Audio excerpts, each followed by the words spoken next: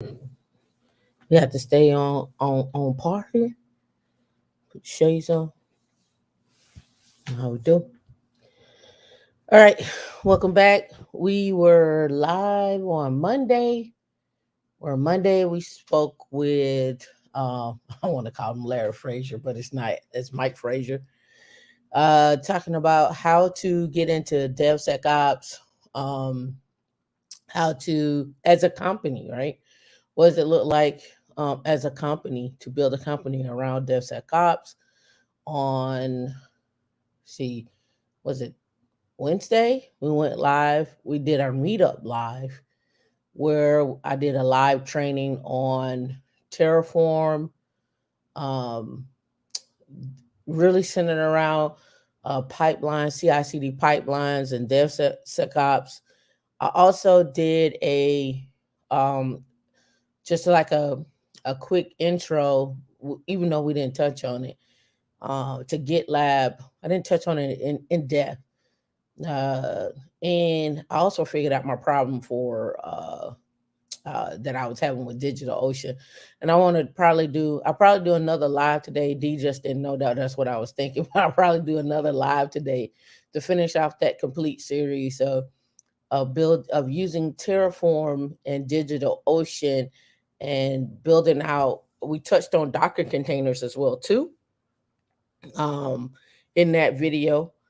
I also want to do, excuse me, another video on not just DevSecOps, but I want to do a video on completing, doing, using Kubernetes, deploying the application, and also what does that mean for you when you enter a job and so forth. Let's get some shout outs this morning because we have some other stuff that I want to cover. We got a lot of topics today, a lot of stuff to cover, a lot of information. I don't know if you've been keeping up with what's going on in the world.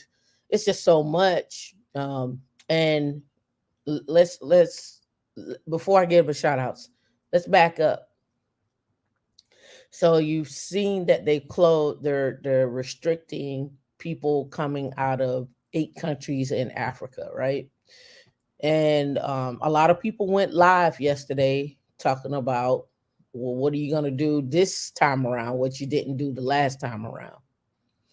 And what I've been trying to show you is things that, or not things, but skills that you can acquire to work remotely and still get paid. I can honestly say that when the pandemic hit, my skill sets and what I and the skill sets that I have and still acquire, still set to acquire, right? Have at my the requirement for me has went up, right? People are still calling like, hey, do you want to do this? And hey, do you want to do that? Are you even interested? Do you have a job? If you have a job, that's great, but we could pay you more. So what I come on here every week and try to show you, it's not from the perspective of I think it could work. This is I know it works. This is I know it works, right? So I just want to make sure that if the pandemic happens, if we have to go back into a lockdown again, you need to make sure you have your skills in Linux. You need to make sure you have your skills in some cloud. I don't care what cloud you pick. You need to make sure you understand security and understand CI/CD pipeline throughout. You could pick a an automation tool, whether it's Terraform or Cloud Formation, and you're gonna need to know a configuration management tool. If you decide to move into Web3, we've done videos on people who are hiring for Web3. We're bringing in other people and so forth.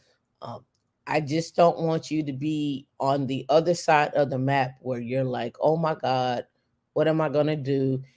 Pandemic number two has came around, and now you're scrambling to acquire knowledge and skills. First, you get the knowledge, right? You know, It's like money, power, and respect, right? First you get the money. After you get the money, then you get the power. And then motherfuckers will respect your ass. But no, first you get the knowledge.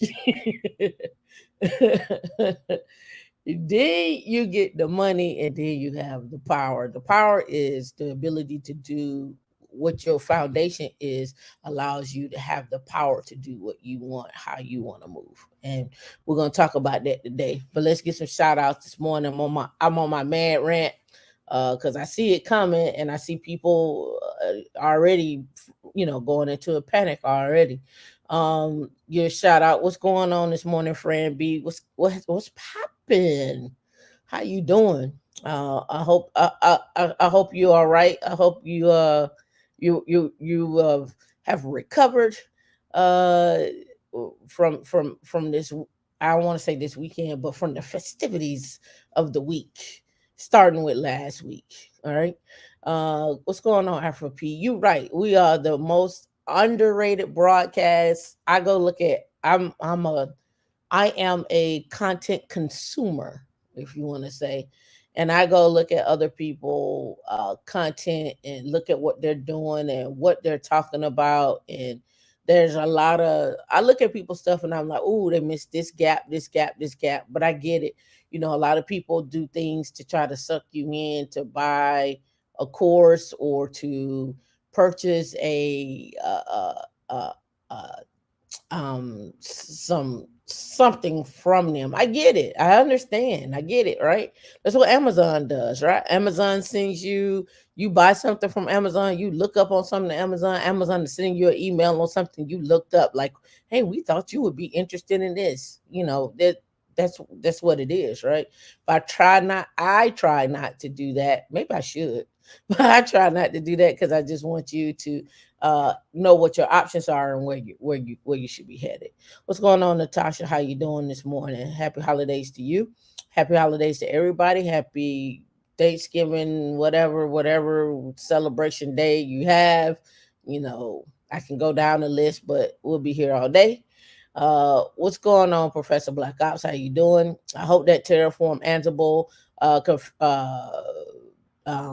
comparison gave you some insight or whatever. Kevin, what's going on, member? One of our members. In fact, I got some content coming up for our members, some exclusive content that I actually been putting together. And I got some people that'll be coming. So if you're not a member, you should really think about being a member. What's going on, Takesha or Tashika? I always want to call you Takesha because that's my cousin name is Keisha, and I hear when I read it. That's why I'm so sorry about that. What's going on, women in Linux? What's going on, D? See you in the background. Tanya Vaughn, how you doing? I'm glad your Thanksgiving was great. EJ, thank you for the good morning. It is a good morning. Are you in New York or is that just your name? What's the weather like up there? I have not checked the weather at weather.com. I usually go and see because we have members all over. I usually try to go check to see what the weather is like for all you, so I already know. But I didn't do that this morning. Money is cream. That's right. That's right. That's right. That's right. I was told there would be food here. I feel like I was lied to. Omega Black, how dare you? Yet you need a plate. Hold on.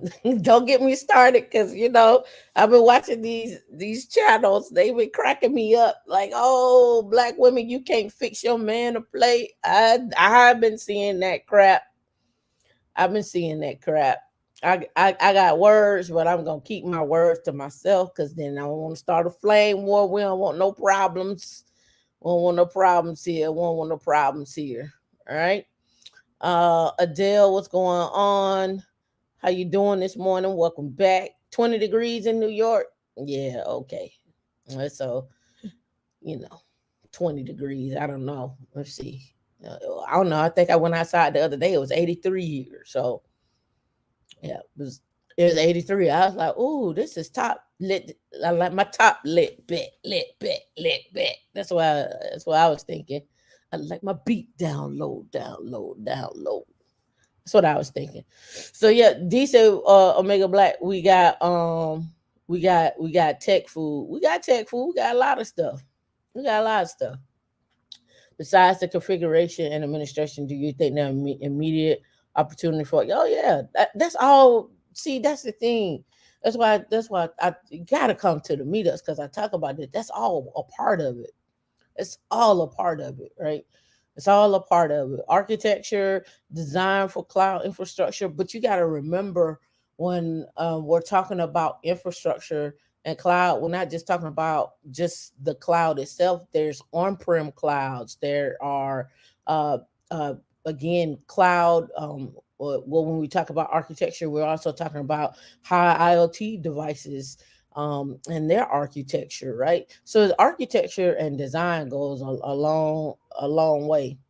The real pill, not the plate. Oh yeah, man. Yeah, man. Don't get me started. You located? Oh, okay, DFW. Okay. When you say DFW, I know you mean Dallas, right? I know you mean Dallas, but then I get to thinking, what is it? What is Dulles? Just Dulles? And then BWI, that's Baltimore, but I don't know. Is there another DFW? I feel like there is. Tech food sounds being, but I take a plate. You hungry? Well, I guess you need what, some scrambled eggs, um lightly seasoned with some salt and black pepper, maybe some complete seasoning, some croissants, slightly toasted, some strawberry jam or jelly, whichever you prefer, some turkey sausage, and then D's favorite thing, and you want some fruit on the side, maybe like some sliced apples or strawberries or oranges or something like that. Or maybe you want some grits added to that with some, southern. That's a southern breakfast for me. For some people, I have seen a southern breakfast be add some rice, and that was new to me. Rice ain't my thing, right? That ain't my thing. But I mean, if tech food sounds vegan, then you still eating. You're still getting getting nourishment provided to your brain, to your body, to your fingertips, right? All right. So let's get started this morning. Let me get everything up. I'm ready. All right. If you don't know who we are Women in Linux, where we provide a slew of information, a slew of content.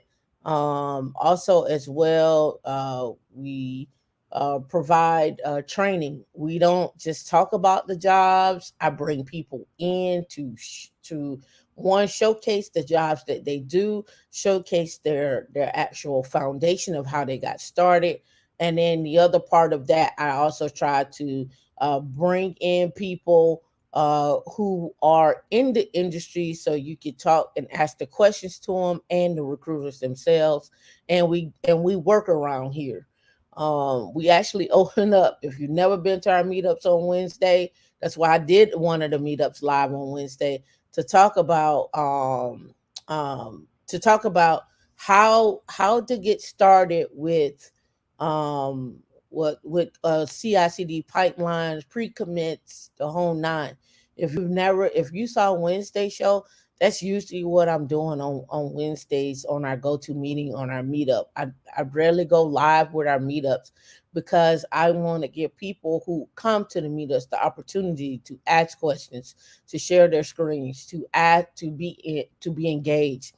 I don't think YouTube provides that in that way to be engaging. So that's why we don't go live with our YouTube. But I prefer to be live, do live training where you can come in and ask your questions. Hey, you made a mistake here, or provide other people help with help. It's all about community with us and community build. So if you haven't checked out our meetups, you should check out our meetups. If you're studying for the RHCSA, we have a channel for that, but we're going to be going through Terraform and Ansible and GitLab and security, cloud security. And I went over that actually. I went over that on Wednesday's show as well too. So again, we try to cover a lot. So you can find us on meetup.com/women in Linux if you want to attend the meetups, because they know They don't normally happen on the lives on Wednesday. That was just one of the things I was trying out just to see. I wanted to do something different, especially since it was the holidays and so forth. And I know people will be traveling. So I just wanted to do a little something different where you could still, sign into YouTube and then keep it going. And for those, I want to give this too. For those that come to any of our meetups and you try to look at us on your phone, I'm telling you, you're doing yourself a disservice. The number one reason why you're doing yourself a disservice is because I'm always sharing my screen. So you have to see the content. You got to consume the content. And if you're logging into any of the classes, then and following along with the classes, then you're gonna need that ability as well too. So I'm not saying that to watch the lives that we do on Saturday, you can't watch it on your phone, but on the Wednesdays, we're always on command line, so it's always kind of hard. You can also have a one-on-one session with us on if you go to Calendly. I'm always gonna mess that up because I always want to say calendar, but Calendly, a Calendly, and have a one-on-one session about career path, um, uh, resume review, what have you. Just a slew of stuff that we cover in our one-on-ones that you want to have. All right. So you can find us at Women in Linux Everything. You can also find us at womeninlinux.org. If you get here and you want to connect with us on Slack, because that's what we use, you can hit us up here on Slack. You just put in your email address here. It's going to register you to come into the Slack group. So if you want to come into our Slack group, that's where we're at. That's where I'm always posting. And anybody in here who's in the chat, I know Fran can tell you. I know even Keep It Techie can tell you. Um, Natasha can tell you. Adele can tell. Everybody in here can tell you. I post stuff 24/7. I try not to miss a beat. I'm trying to post stuff and keep everybody brushed on what's going on, right? So, hey, just make sure you hit it up. If you want more training, like I said, you don't always have to trust me. You can get training outside of me. And I hope you do. I hope you get multiple perspectives so you can understand things for your own edification, right? Yeah, that's right, 24/7, friend. If We have a link for provided to us from what is the name? I don't know why Fresh and Fit just came to mind, but IT Pro TV. We have a link provided where you could go and check out IT Pro TV. I've been with IT Pro TV for a very long time. Let me tell you why I was with IT Pro TV. When you get these certifications, what people don't tell you is this: you have to maintain certain continual education credits, right? So if you get the Security Plus, caveat, you got to pay them, I think, $150 a year, I think it is. And you still have to take classes that help you can keep your Security Plus. In fact, I got to do mine now. That reminds me. To help you keep your Security Plus. So when you do that, you have to then upload your continual education credits. You also have to um, be in and out. So if you're doing Security Plus, you got to any other classes that you take got to be around security. If you are doing anything around cloud or whatever, so, even with Red Hat, you have to maintain your certifications. You don't just get a certification and be like that for life. Now, back in the day with Security Plus, I know some people got a Security Plus and they were Security Plus for forever. But if you, but now it's a model again. We ain't even got to the stuff yet. Again, if you ever notice these things, and don't act like I'm whispering because I am whispering, but if you ever notice these things, okay, Comptia is worth billions, not 1 billion, but billions. Okay. So when you go to create, when you go to take these classes, right, you take the class, but then you still are continuing to pay for, it's like a subscription model, right? If you really want to look at it, right? And Comptia has, partnerships with schools, colleges, the whole nine. And so like Comptia to me is like the gateway drug, right? I want to get my feet wet, this, that, and other. Now, don't get me wrong, for the Linux Plus, I was a part of it. They actually fly you out to Chicago where their headquarters is at. They pay for you for, I think it was a week, entire week. And then they put you up in a hotel and you go meet every day from 9 to 5. And you actually sit down and create the Linux Plus course on what people need from their day to day. And it is created with people from around the world, that come in and create on the Linux Plus. I'm not sure if they do the Security Plus the same way. I wouldn't doubt if they did. But again, um, if you are looking at what it takes to create a lot of content, and again, Comptia is worth billions. The Linux Foundation is probably worth 10 billion now, right? Um, VMware, Dell, anybody, even global knowledge, right? Global knowledge. I think I don't know if somebody bought global knowledge or somebody sold, but I mean, you look at how much these courses cost, right? To learn, even with Red Hat, the cheapest learning subscription they got is $5,000. That's the cheapest. And people like, well, look at the value you get. But then you have to ask yourself this question: how much content and how much stuff can you learn in a year and still work and still have a social life?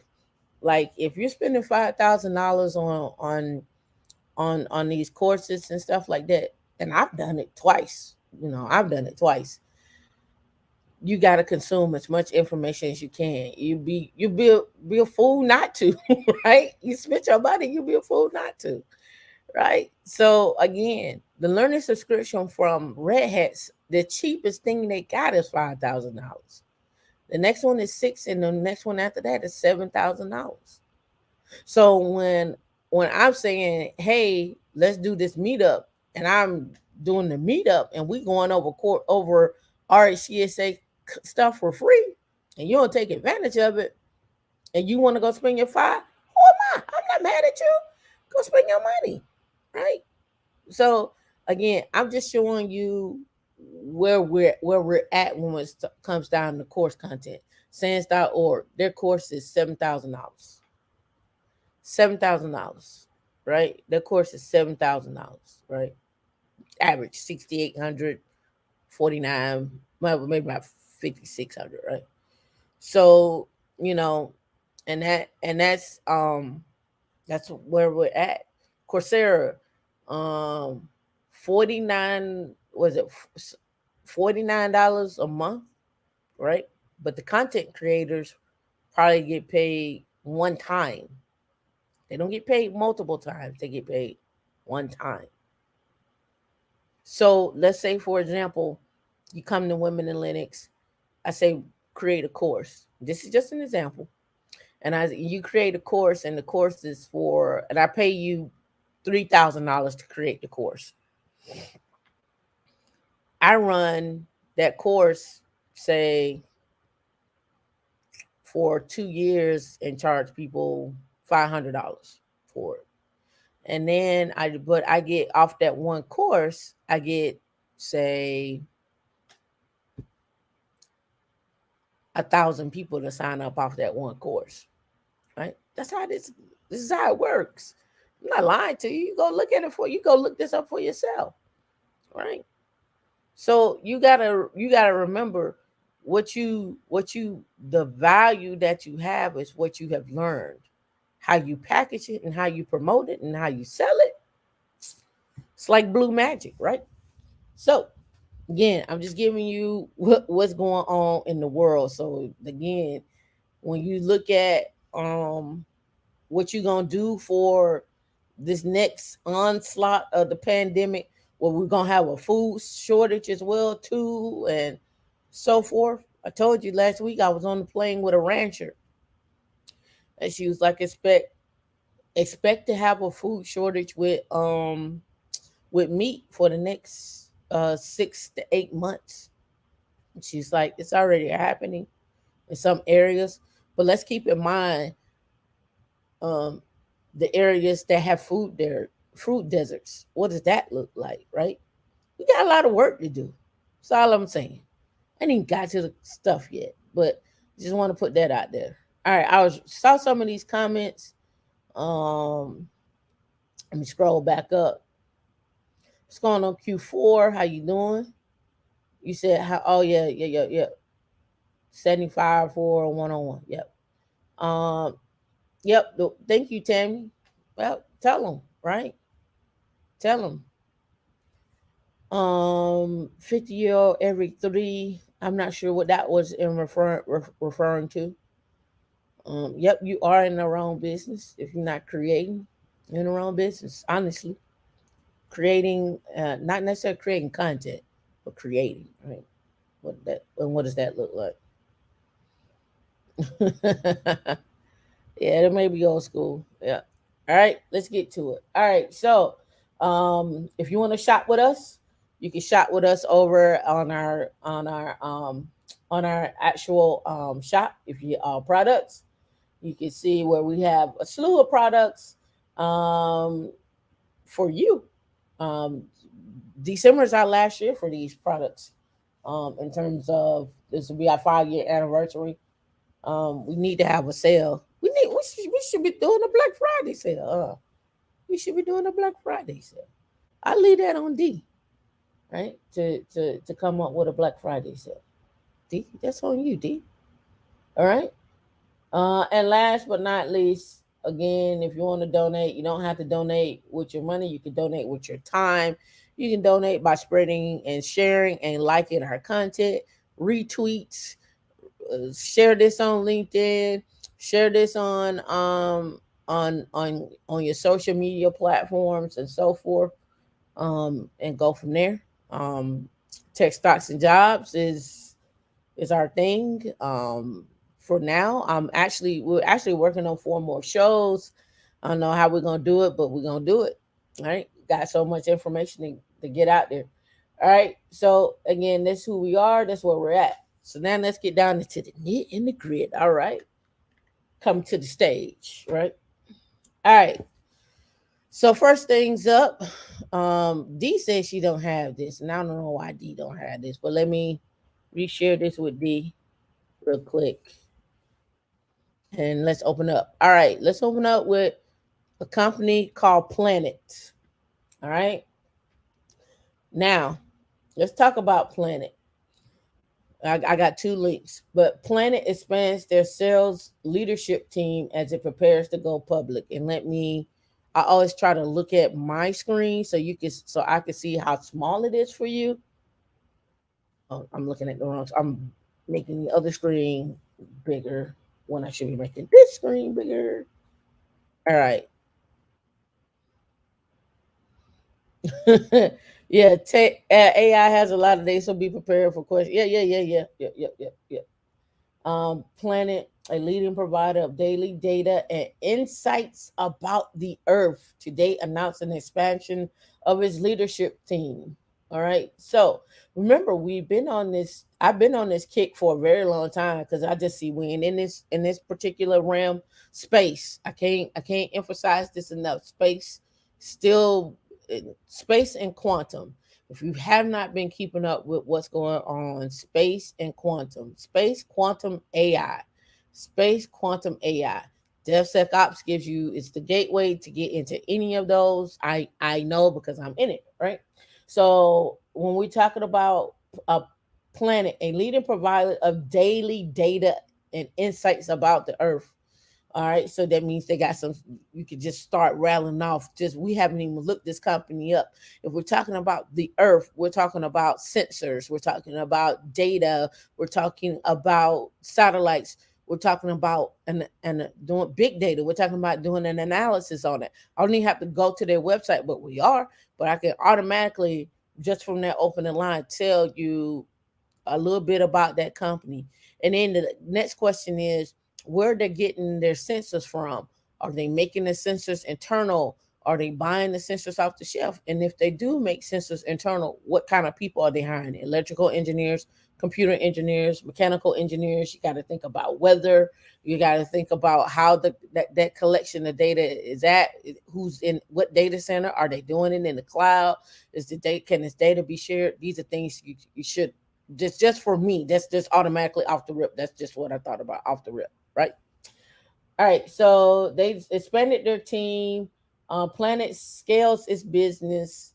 As Planet scales its business and readies itself for a public market, these experienced sales leaders join a global world-class team that is focused on accelerating the company. Planet drove over 110 million in revenue in FYI 2021. I guess that was probably Q1. As Planet prepares to go public, among the uses for capital we were raised for further expanding the sales and marketing team, right? Let's see if do they have their net worth in here. Because I think they were going in as a billion. But let me see if it's up here. No, it's not up here. That's okay. I got another link for them. All right. So this is from Business Wire.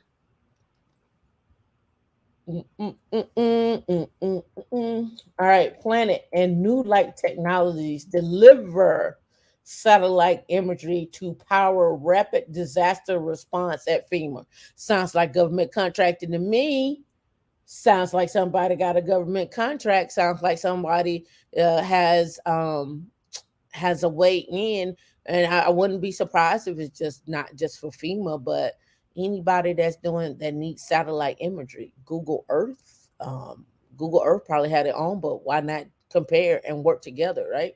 So again, um, Planet is a leading provider of nearly daily high resolution data and insights about the Earth. Today announced collaboration with New Light Technologies to provide um, FEMA imagery to support enhanced situational awareness for effective disaster response. So again, predicting AI, machine learning, crunching data, doing a comparison, models, what would look like. How fast does this new variant? You got to see that new variant. The reason why they already predicted it's going to get out and what it's going to affect. It was called Omicron or something like that. How it's going to affect the world. What's going on with that, right? So we got to remember that. All right. So next thing is up on this one is let's see. Emergency managers required to up to date information through the life cycle of an incident on the conditions of impacted communities in order to make decisions about how to respond. Planet's high cadence and high resolution satellite monitoring. You got to pick up on keywords. Capabilities and image archive can provide ongoing regional coverage, enabling disaster risk mitigation, rapid response, and informed recovery. What you just saw me read here: disaster risk mitigation, rapid response, and informed recovery. It all falls under security. So what happens in a region where you get hit by an earthquake, a devastating earthquake, a tidal wave, or a tsunami, or what have you? What happens to that data, right? What happens to that data when that's about, right? Um, Let me see. They said working together, Planet and NRT rapid delivery image through API and cloud-based platforms to streamline data access and integration with disaster response systems and commercial software platform with Esri. Esri, ESRI, has been around forever. We'll take a look at that. And Google Earth Engine. Boom. I hadn't even read this part yet. That I just knew it was our. I hadn't read this part yet. I hadn't even read this far down yet. I promise you. All right. So again, these are the things you look at. You got to look at, okay, who's collecting data? Who's going to use this? NASA, anybody with satellites, Tesla, anybody that's going out into Earth, into space, Cape Canaveral, rocket sensors, just anybody. So again, I would invest in this company. This is not give this disclaimer. This is not financial advice. This is only my guesses. These are only these thoughts and things are mine. I think I said all that right. If I didn't, D can find a disclaimer and we can run it across. But these stocks are my own. I am not sure what they're gonna. Usually, what happens is, Adele, what happens is they'll go public, right? They'll announce it going public, and they'll start out. They'll say $10, and then they'll go and make a prediction on what they're gonna be to go public around $60 or $70, something like that. This came out November the 24th. I'm not sure what their ticker symbol is gonna be. Let's look it up. Planet uh, ticker symbol, and I just want to give some context and say satellite. See if we can come up with something here. Look at that. Planet became publicly traded. Look right here. Planet Emery shows tongue in cheek. Blah blah. Planet. That's July 7th. Let me blow that up. This is on their website. Um, Planet is an Earth data and analytics company producing 25 terabytes of data per day from approximately 200 satellites. The largest Earth imaging satellite fleet ever. Right? Um, Planet's proprietary data powers a high growth subscription business. Do you see the subscription business here? Do you see this? With over 100 million in revenue, I guess that was 2021, and over 600 customers, in addition to 345 million DMY. Um, they say they got managed by BlackRock. There you go. Who owns it? Kevin, you see that? With key participation, including Koch strategic platforms, right? Transaction values Planet at a post-transaction equity value of 2.8 billion. I knew they was gonna be around about 1 to 2 billion, right? I'm assuming Planet maybe I don't know what they're. Oh, here it is, right here. It says a leading provider of daily insights in Earth DMY technology, which is DMYQ. PL. Their ticker symbol is PL. That's their ticker symbol. All right. So I will put a watch out for them if I were you. Um, and let's go while we're here. Let's go do some digging. All right. Company careers. PL is their ticker. Click here for Planet Federal. Ha! Government contractor. Just saying, you just gotta look at the terms and it all just comes out. Right. Type of one in the comments if you understand everything. How we just peel back those layers. Put a one in the comment if you understand it. Right. Join us, learn to collaborate, big data, big mission, opportunities at Planet, all their offices, Berlin, Canada, Mountain View, remote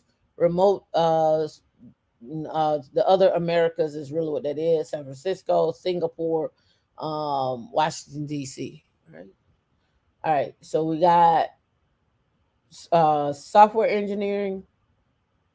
We have sales. We have accounting. We got space systems. All right. Let's go with space systems first.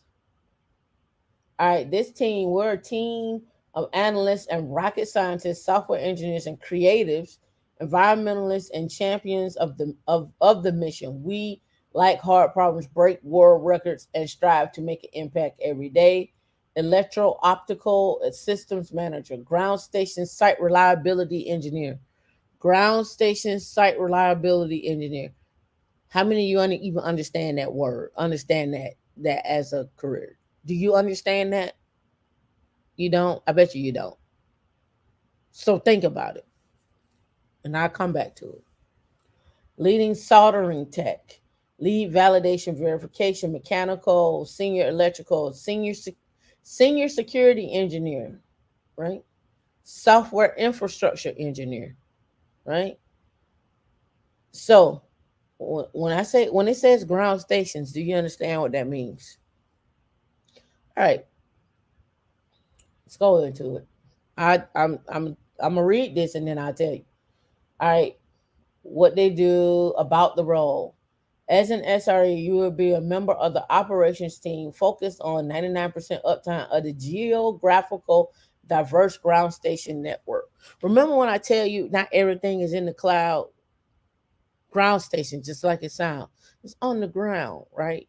So that means there are systems that are not in the cloud that they're actually um that they're actually, well, that's what it said on there. It said on there it will be PL, but I'll go back and look at it again.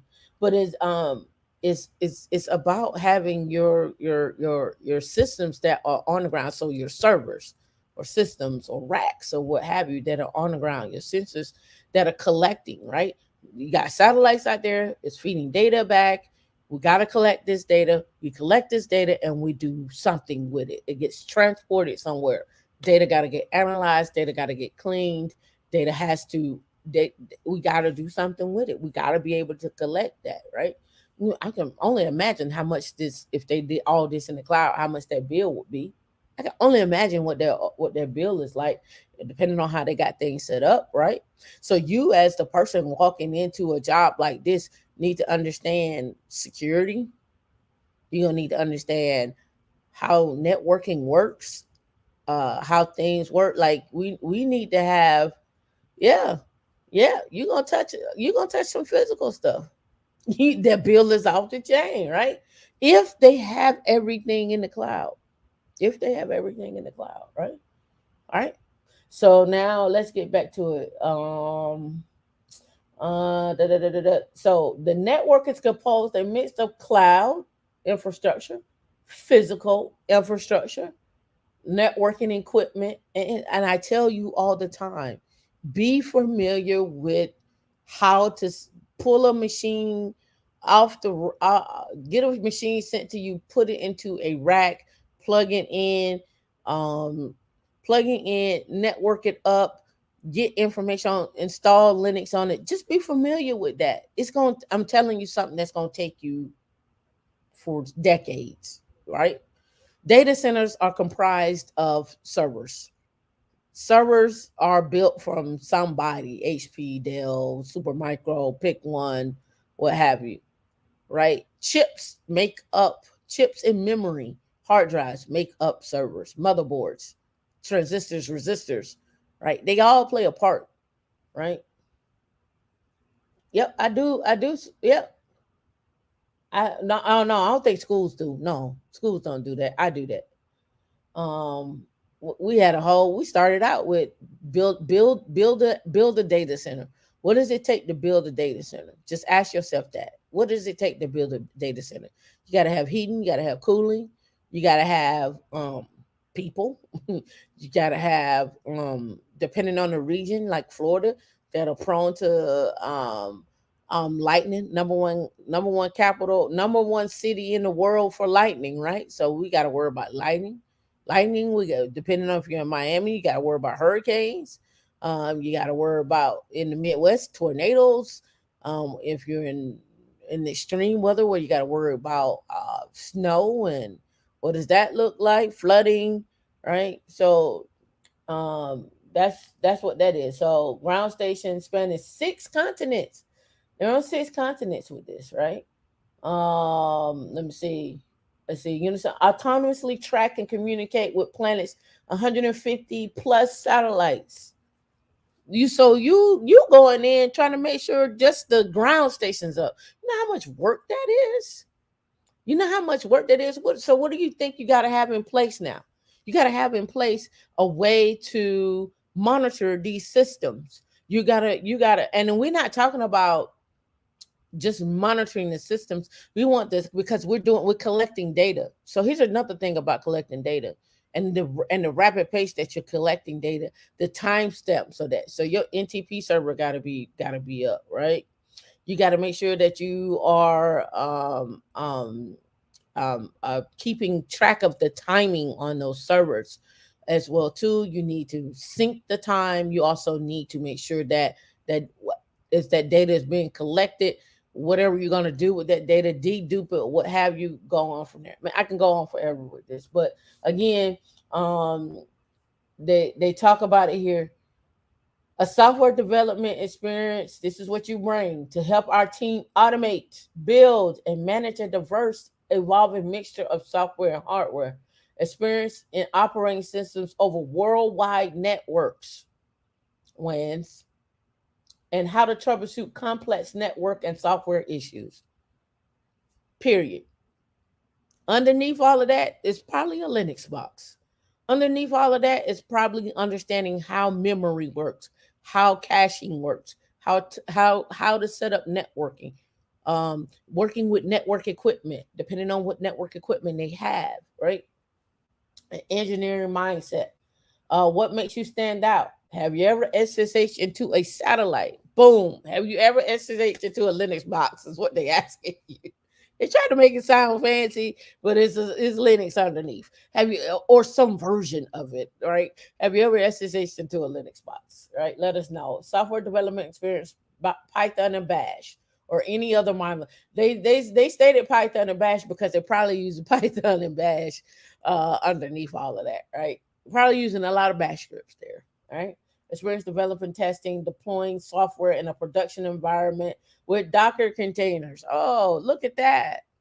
Experience provision, automating, and monitoring software on Linux. Oh, snap. Look at that. Oh, configuration management tools like Ansible. Do you see where I'm going? Right? Experience installing, troubleshooting network routing and switching infrastructure, understanding RF communication and satellite communication protocols, understanding the OSI model, right? VPNs, TCP, BGP. That would be, I think it's Border Gateway Protocol, TCP versus UDP, secure or connection versus connectionless, VPNs, how to set them up, how to troubleshoot them, the OSI model. If you don't know the OSI model as a person in tech, you need to know it. This is just something you just fundamentally need to know. When will you use it? Depends, right? If you're at the if you're at the layer one, this one covers the whole layer, right? Because you're dealing with satellites, you're dealing with space, you're dealing with data, you're dealing with so many things.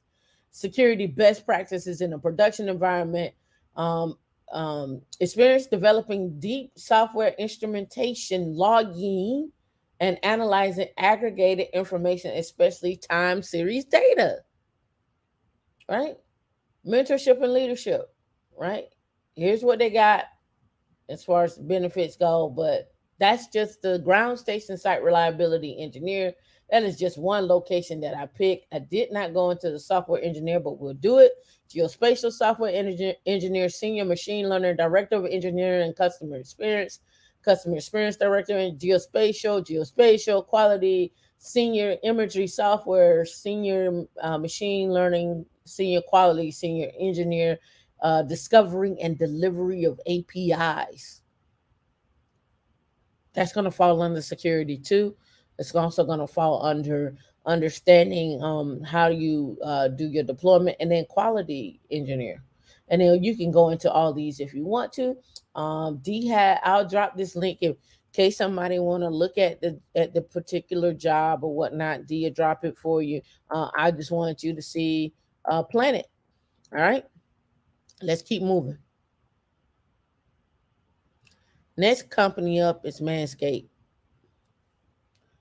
And I double checked that, but that PL situation, but that's what it said it was.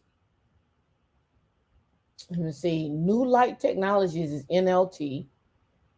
No, and then one on this page, but let me go back.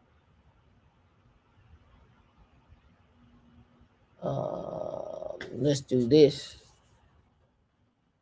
Yeah. Planet up upon closing, the combined company will retain the Planet name and be listed on the New York Stock Exchange under the ticker symbol PL. So it's on the New York Stock Exchange under PL, right? Manscaped, a leading men's lifestyle and consumer brand, to become a publicly traded company via business combination with Bright Lights Acquisition Corporation. Manscaped, a leader and pioneer in men's grooming, has entered into a definitive business combination agreement with Bright Lights Acquisition. BLTS is Bright Lights. All right, led by Michael Mahan, Alan Shapiro, John Howard, and Han Lee. Manscaped is led by the executive team, Paul Tran, and you name goes on. I'm not going to read all those. Transaction implies the combined company enterprise with a valuation or a value of approximately 1 billion. They are a subscription model. Manscaped is a subscription model, right? All right, so now let's go check out Manscaped. They have a website. They deliver stuff. So what automatically off the top of your head, you should be thinking customer experience or customer success. We're thinking about subscription models.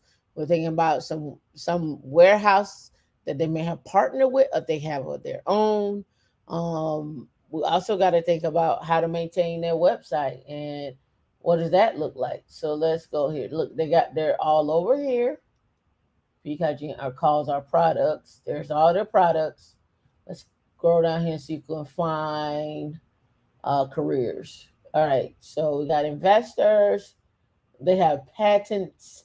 Let's go look at their careers. All right, so that looks a little small to me.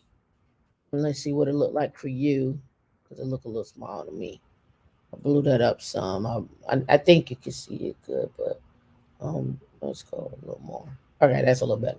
All right, financial reporting, director of investments, CRO, packaging engineer for the product, senior financial analyst, senior financial executive, senior vice president of technology. We can look that. We can look at that. San Diego. We're looking for innovative knowledge, senior vice president, SVP of technology to join our executive leadership and Manscaped IT to lead our IT security and development teams. The right candidate brings a rich history of software engineering and information technology with a focus on fostering continuous learning engineering culture, right? This role owns budget, staff expansion, and strategic roadmap of technology and digital products. Again, big picture, big picture. I always try to get you to think big picture, right? Deliver scalable architectures. I won't go down this whole thing. We're just gonna I'm just gonna pick out some ensure system infrastructure and functioning and working properly. Monitor key performance indicators, KPIs, and metrics. Lead efforts to protect sensitive digital information and reduce risk of technological breaches. So they're in all these different countries, GDRP, security, different clouds, so forth and so on, right? These are things that we have to be aware of. And it may Omega Black, it may fall on a DMYQ. I would go look up their ticker symbol and see if it falls under that, right? All right, so Manscaped. Let's see. Do they give a ticker symbol? Let me look. All right, Mans. MANS. Mans. Falling under Mans. That is their ticker symbol. MANS. Set to go public. And you see their jobs. Let me see what else. Let me see. Senior Vice President. Let me scroll that up. Right, the VP. They look like looking for VPs right now. Vice President of Analytics and Business Intelligence, brand strategy and integration. So someone who is good on brand helping brands grow. I would be looking at that. If you're a social media person, and you know how to grow a brand and be strategic as well, looking at different markets and ways to grow that, I would certainly apply. From a time traveler, you are receiving advice from a time traveler. Ooh, my thing about my laptop gonna die. Oh, hold on. Can't have that in a live stream. We don't want a struggle stream. I took my glasses out so I could see. That's why I took them off. That's why I took them off. All right, all right, all right, all right. We got a lot to do. All right. So this one, I think I'm logged in over here for Seeking Alpha. I think I am. I went through this and had found this. Hold on, let me get my copyright. Oh, I know what the problem is. I didn't put an H in front. I'm not gonna do all that. Hold on, let me just copy it right. I do this every week. I always leave off an H. All right. Hellman and Free, I guess you could say Friedman and Bain Capital to acquire Athena Health. This came out November the 22nd, right? Um, it says that affiliates of Hellman and Friedman, Bain Capital, have agreed to jointly acquire Athena Health for 17 billion. 17 billion, right? Athena Health, right? The purchase from Veritas Capital and Evergreen Coast Capital is expected to close Q1 of 2022. The subject to customary closing conditions and regulatory approvals, so forth and so on. Focused on cloud-based tool solutions to healthcare providers. Watertown, Massachusetts, Athena Health competes with the firm such as I guess CERN. Cerner. Have y'all ever seen CERN? CERN. Since 2019, it was held under the ownership of Elliott Management through its private equity arm, Veritas Capital and Evergreen Coast Capital. All right.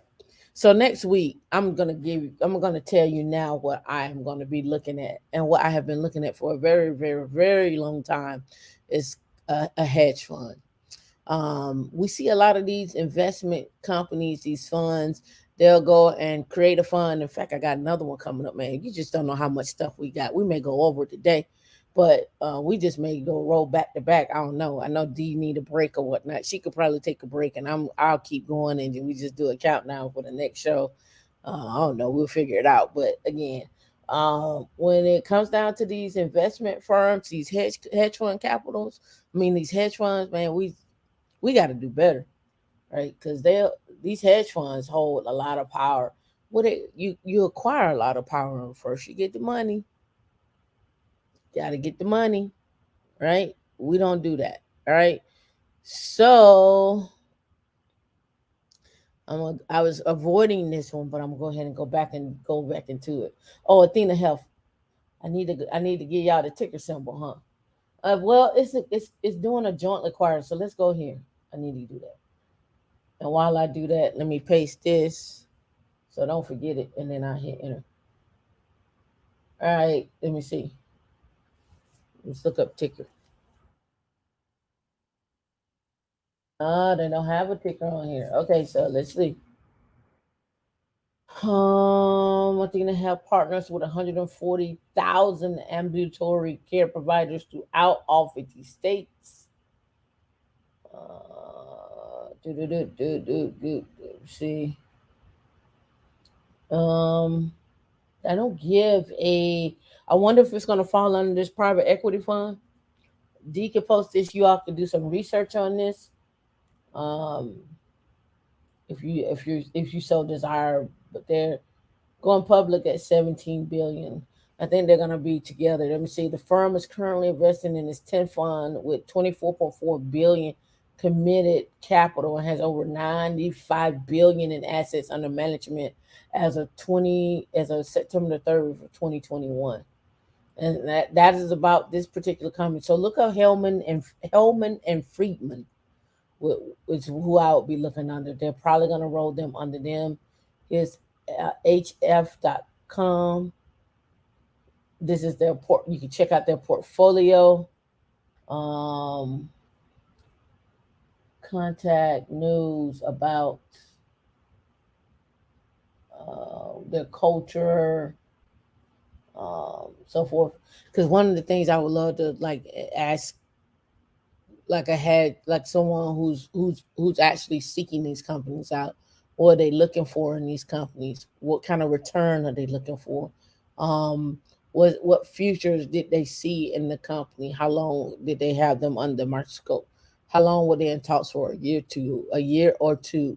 Um, what did they need to have in place? Did they have to trim back the fat? Um, what do they plan on doing with them? Are they going to leave people in place? Are they going to grow? What's the added value to rolling them under the portfolio with them? These are questions that I would have, right? These are questions that I have. Yeah, $1 million homes are becoming the norm. Billions getting thrown around like dollar bills. Yep.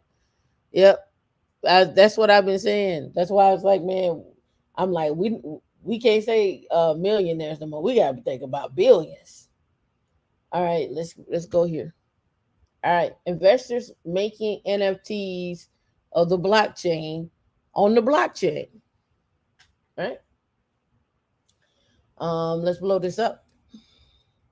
I got a lot of information. We seen almost every minted into an NFT at this point except the blockchain itself. Well, my Ether wallet MEW announced a new feature that will allow the mining of NFTs based on important moments of Ethereum's history. This feature called ETH blocks will also allow users to mint any Ethereum transactions. Thank you, T-Mobile. What in the, you know what? You're not gonna stand for this today. You just all in my way, all in the video. Like take that, all in the video, all in the video. Like Buffy, you must own T-Mobile. All right, all right. MEW founder, CEO Kosla. Oh, I'm gonna screw it up. Hemachandara told Decrypt the 13 blocks representing significant moments in Ethereum, such as its white paper released in 2013 and Ether sale in 2014 will be auctioned on December the 11th. The proceeds will be going to nonprofits. How did we get on that list? We're nonprofit. We're nonprofit.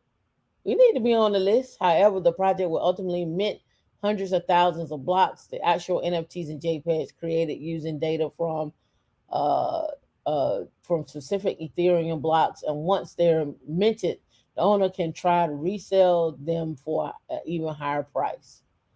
D can drop this link if this is something you're interested in. I just want you to know what was going on. I'm not going to read everything because I got a lot to cover. Not that I don't want to read into this because I got a lot of information on. I've been watching Ethereum videos and so forth and so on. All right, let's close that. And T-Mobile, am I Drake? T-Mobile. All right, let's see. Let's go. Oh yeah, let's go here. Drake. Ask Kanye. Kanye, yay. My was whack. My stuff was whack. All right. 3-year Buffett style dividend aristocrats. Do y'all remember this video when I did about this? Y'all remember about aristocrats? Do y'all know what an aristocrat is? Type in the comments. You know what? If you know what an aristocrat is, I'm gonna give you 15 seconds to tell me this. I'm gonna do the countdown.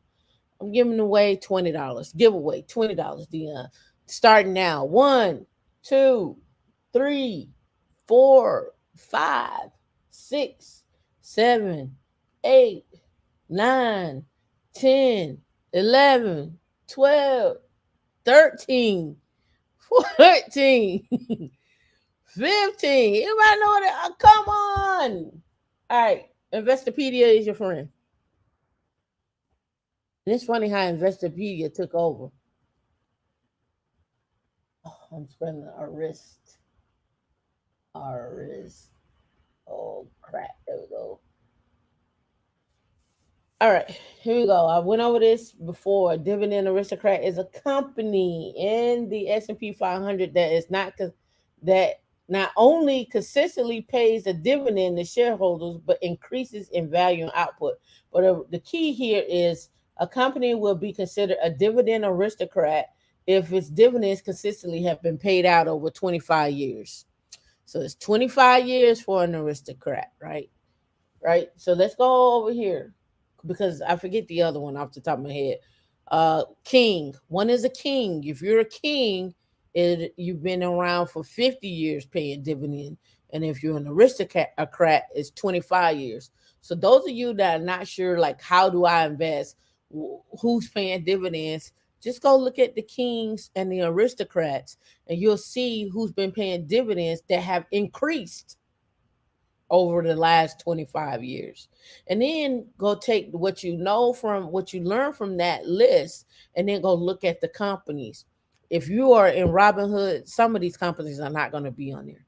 This is not financial advice. We're not giving you this. I'm not giving you this for you to say that Tameika told me. I'm telling you how to go fish, right? Then you go take then you go over to um a Fidelity or Charles Schwab or what have you, and then go look and see what the how that company has been performing and what the dividends have been, right? So again, the S&P 500 Aristocrat Index is a list of companies mainly well-known large cap blue chip companies in the S&P 500 with a track record for increasing, this is the key, increasing dividends for 25 consecutive years. Increasing. All right. The S&P 500 Dividend Aristocrat Index includes stocks with a flow adjusted market capitalization of at least 3 billion. At least 3 billion and an average daily trading volume of at least 5 million. All right. A company can be dropped from the S&P 500 Dividend Aristocrats Index if it does not increase its dividend, or if it is removed from the broader S&P 500 index. Right. So that's an aristocrat. The other one is a king.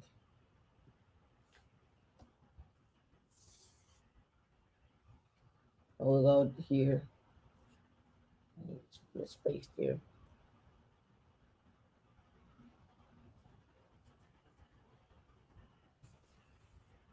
All right. So they got the aristocrat. Let me see if they give me the king. They just got the aristocrats. Let's see. Will they give me a king? Is it a king? It may not be the king. I don't want him.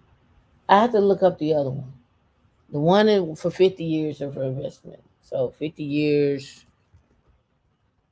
Uh, I forget what it is.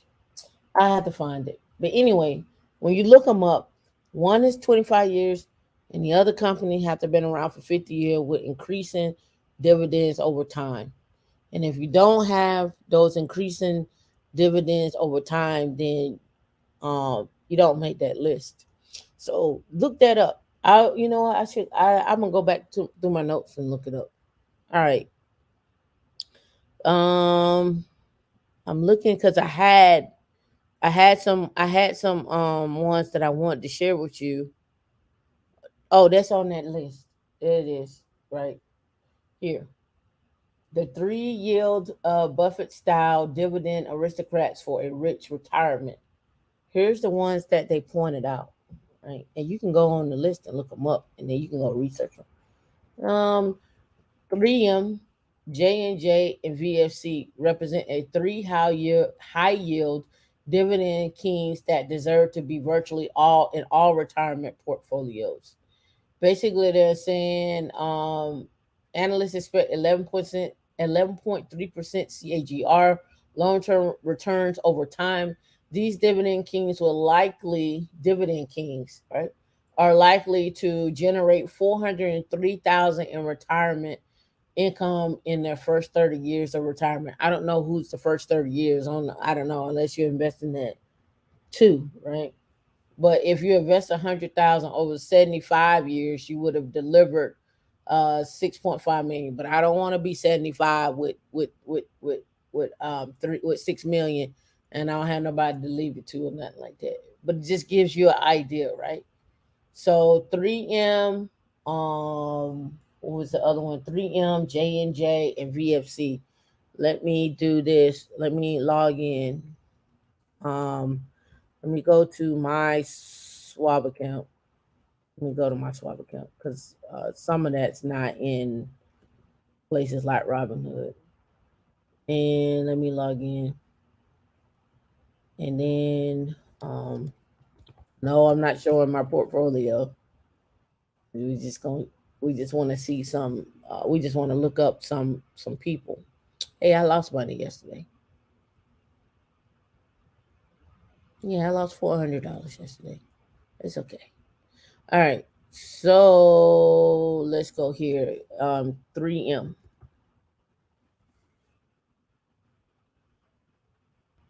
Let's go look at that. All right. So what I do is I come in and I'll look at their dividends, so you can see what that looks like, right? So you can see 2013 went from $2.54, and now they're at 5.88. They're right now they're at 4.44. So they need to come back up. They need to beat the 5.88 mark by December, right? That's the goal there over time, right? So this is what their dividends look like on a yearly basis. The other one was VFC, right? Let's go look at their dividends. This is what they look like. Look, they have over time of what they look like. And remember, these companies have been around um 25 years minimum. Would you say 400 and 900,000 is a negligible? Does the amount of zeros in your portfolio does the amount of zeros in your portfolio not fit on the screen? Does it? I don't. Well, I don't know. I don't know. I don't know. We'll say I don't know. How about that? How about that? So again, dividends. When we're talking about dividends over time, right? Right. The other company was the J&J. All right. So let's look up J&J. All right. So let's look at their dividends over time. So see, not as much as the 3M, right?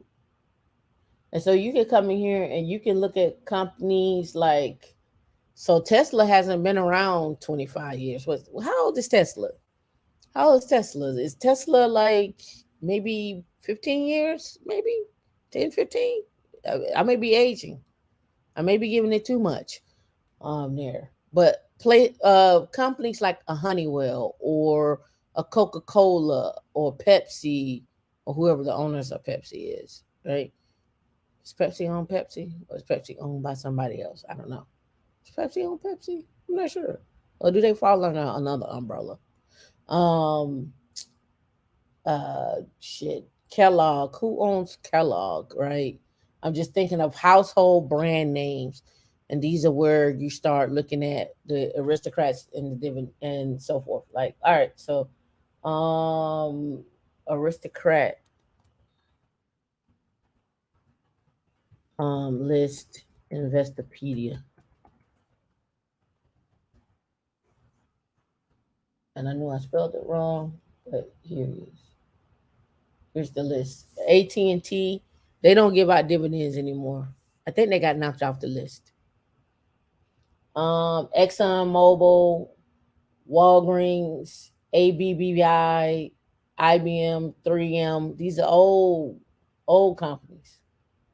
See, it's examples of dividend. See, dividend. I was right. Dividend aristocrats versus kings. I was right.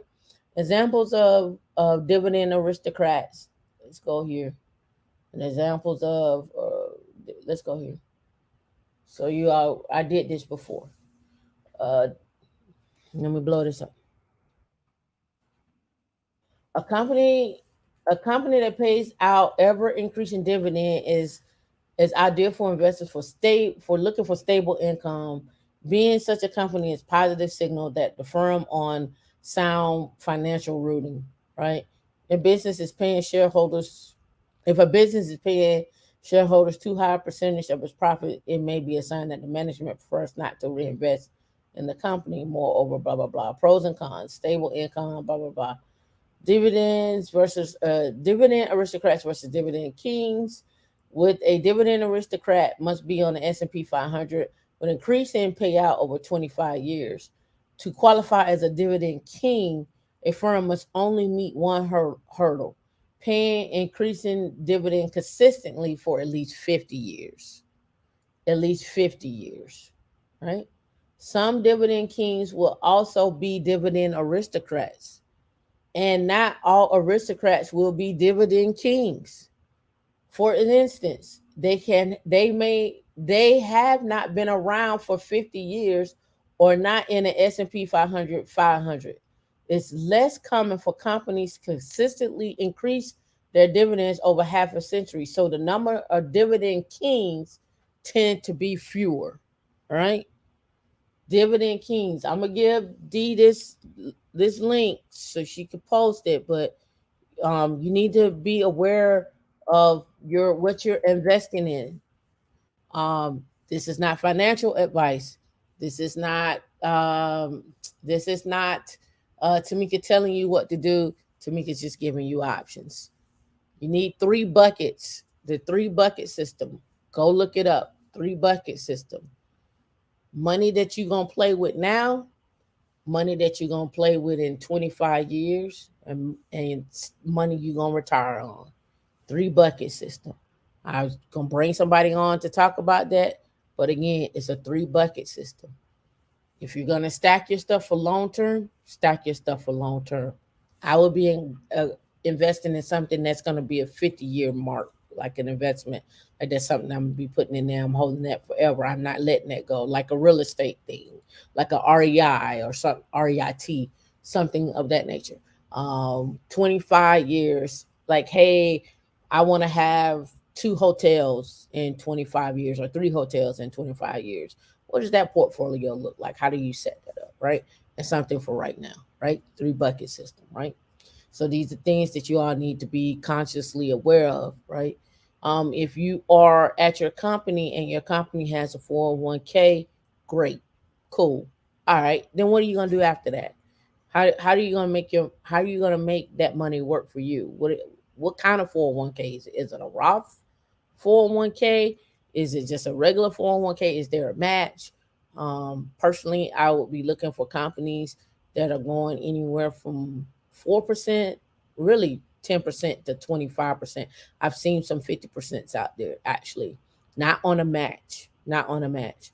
I showed you on, I think, episode 8 or episode 8 of How We Linux, the company that I used to work for, that gave me, no matter what I did, no matter if Tameika didn't put anything into her portfolio, into her 401k, the company was going to automatically put 25% of my salary into my 401k, and that's with an increase over time. So if I started out at 100,000, and then say next year I got a bump of 15,000, 115,000. Next year it's going to be 25% of that 115,000. So you want to look for companies like that, because matching is cool, but if you give them 25% of my salary, and then I can max out at, I think it's 22.5 now. It used to be 19.5. I'm my wealth is going to increase over time, right? And then also look for companies that are let you uh, see. This is why I don't like unlimited PTO. The reason why I don't like unlimited PTO is because I'm used to getting paid out of my PTO.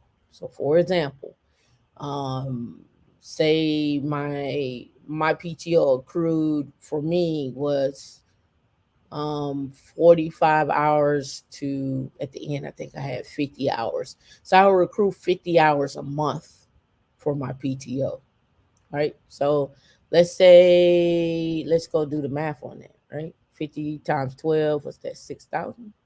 Is that right? One more calculator. We just gonna play some numbers here.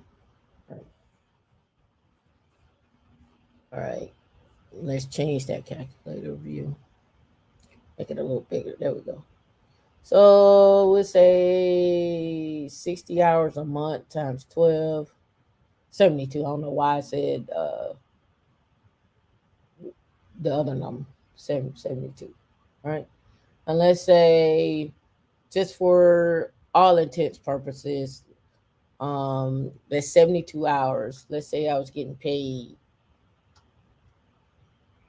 120 an hour. Just say I was getting paid 120 an hour. And so at the end of the year, I got $86,000 roughly there, right? You gotta take taxes out on that, right? So at the end of the year, I may get another payout um, from my time off that may be another check that may come as profit sharing in the following year, right? So I may get a check for 60,000. That's on top of bonus for the company as well too. So you make bonus, and the company may give you a bonus of 10 to 15% on top of that, right? So whatever that may look like. So that may be an additional 10. So you may come in January, February, March. You may come in with another $80,000, give or take, right? So you want to look for companies like that. You say, how do you find the companies? Ask. You read. You read the fine print. That's what you do. So if you got a lump sum of 80,000 that hits your bank, say in the first 3 months or the first or Q1 rolling into the next year, you gotta look at what that means, right? What does that mean? That means that last year you get to claim whatever, right?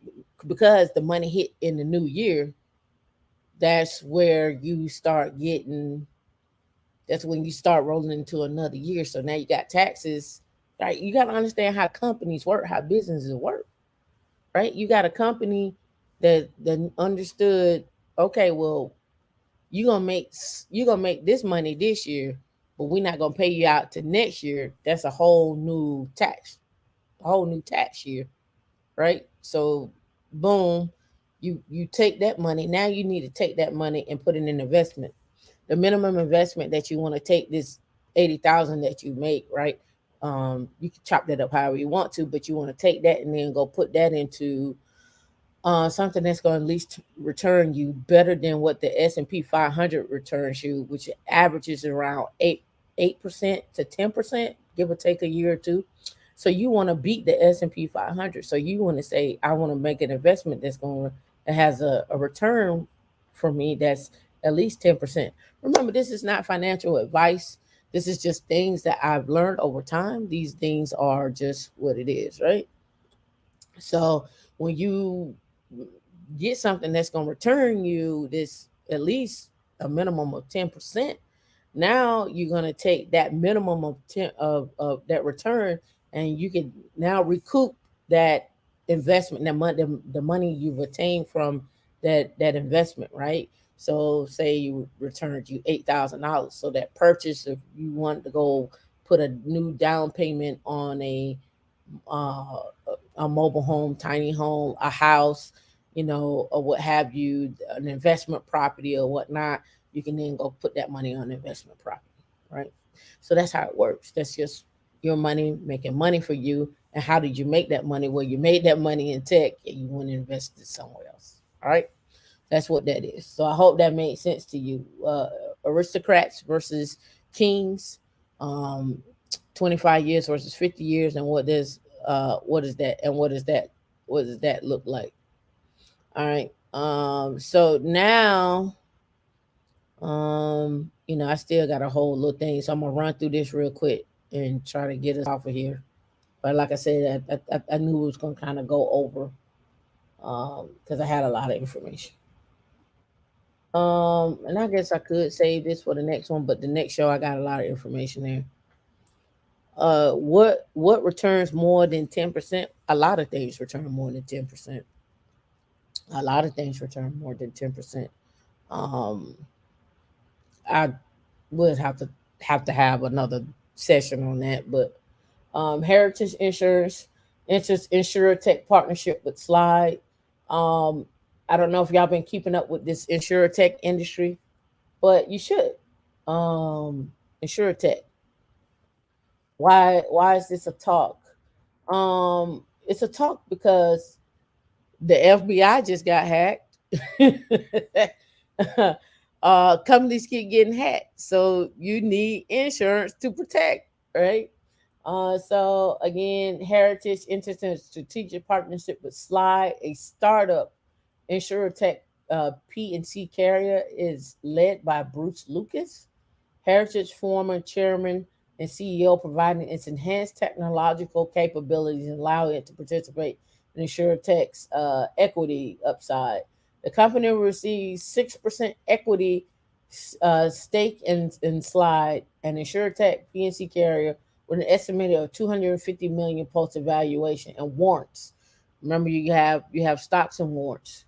A lot of company have their warrants. Uh, I will have to get into that. Like, so much I can only do in this time frame, but I just wanted you to be aware of that. Heritage Insurance, a strategic partnership with Slide. You can go check out Slide, Insure Tech. Let's see. Let's go here. All right. Do do do do do do, and then we'll look at that one too. But I want to find Slide. In Tampa, insurance startup nets 100 million in fundraising, right?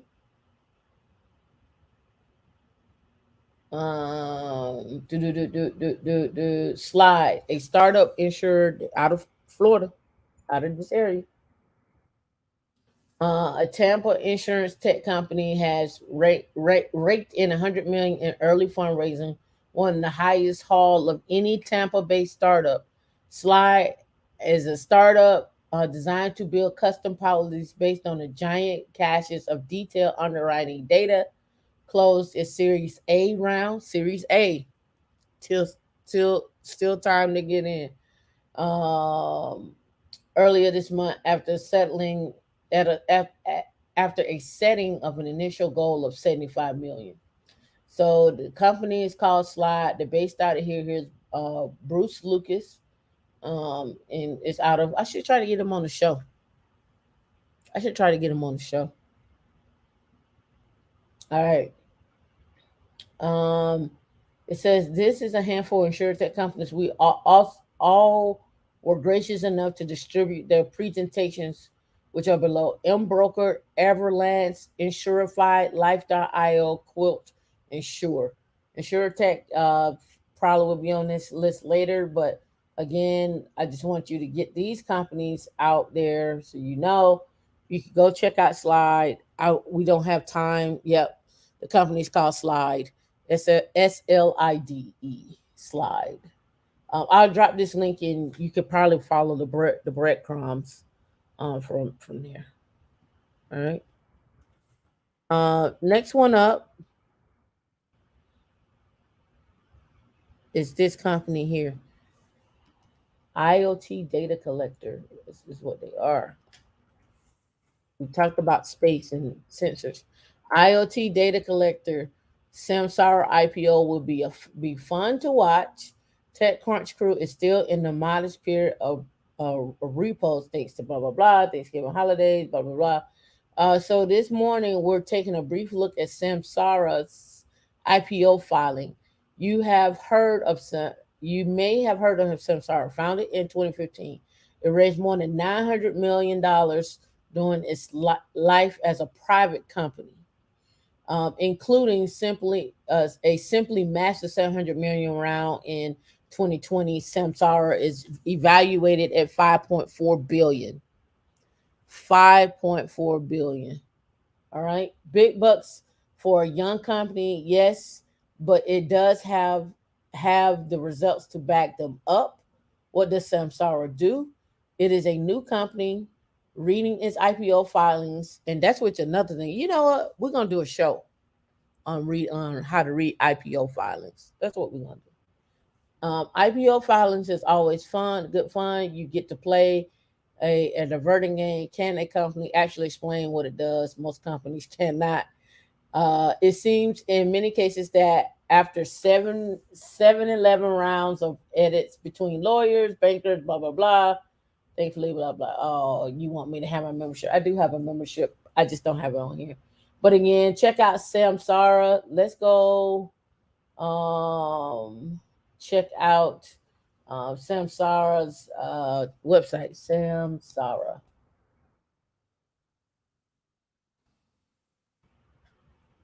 That's an ad. Let's click here.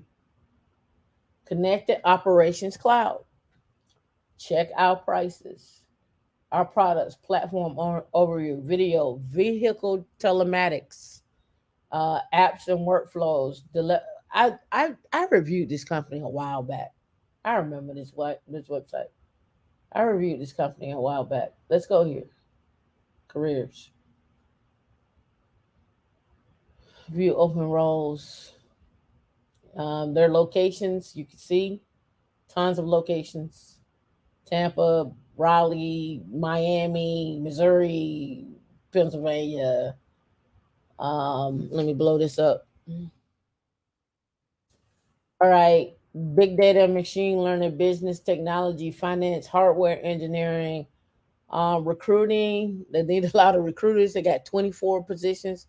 Technical support, software and firmware engineering. Firmware engineering. Sales engineering. We talked about sales engineering. I need to get people back on for our sales engineering. Let's click on here. Let's look at some titles. Director, engineer, manager, the UK, embedded engineering, vehicle gateways, manager, software engineering, Linux app, senior embedded software engineer. That was like a yeah, like duh. Hardware technician, director of hardware quality, business technology, MuleSoft, security and compliance. That's going to be looped throughout. Product, big data. We know probably was under that. Technical support, data analytics engineer, co-op, agent, experience manager, so forth. All right, that is Samsara. The other little company that I don't know if you all have been keeping track of, Polestar. 2022, Polestar 2 is more appealing, affordable, and repairable. The Google Android OS replaceable batteries and parts makes a case for EV. Think you should probably be aware of that right there, right? Because when I see that, what comes to your mind when you see Google Android OS? Um, okay, and they slide may not be set up yet. Yeah, IoT. Like if you're not watching IoT embedded, and architecture, design, cloud, data, all those things. Like that's just it. You mean with a recruiter on money? All right, Mr. Darren French. All right, all right. What's the what company?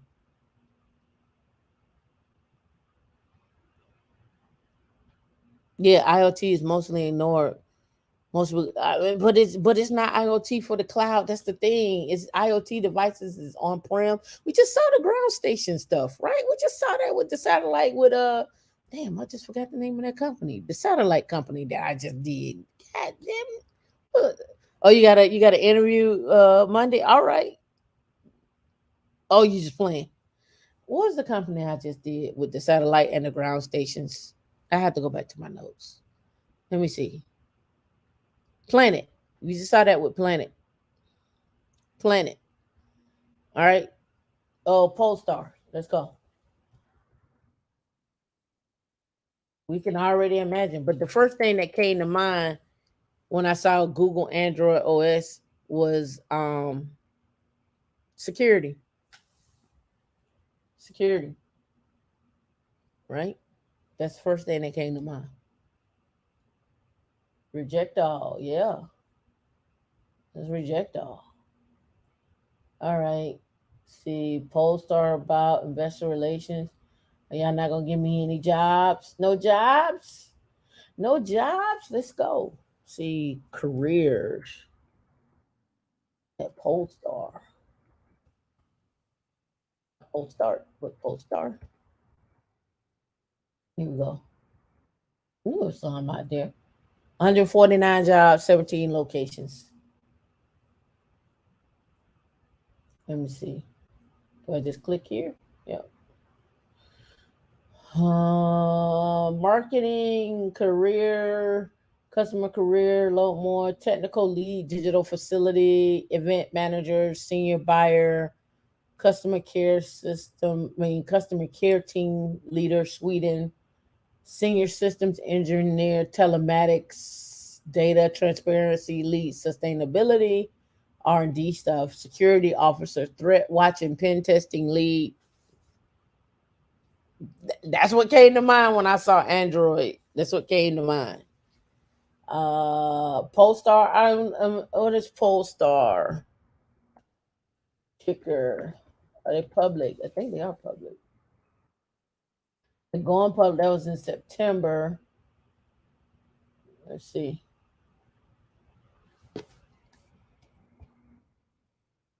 You suck there. Let me look. Ticker right here. Is it P? Let's see. All right. Uh, does more than just give Polestar a Nasdaq ticker. Polestar right here. It looks like it's under PSNY. PSNY is their ticker.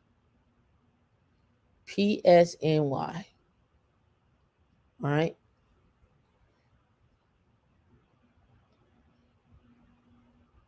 I went over this company last week.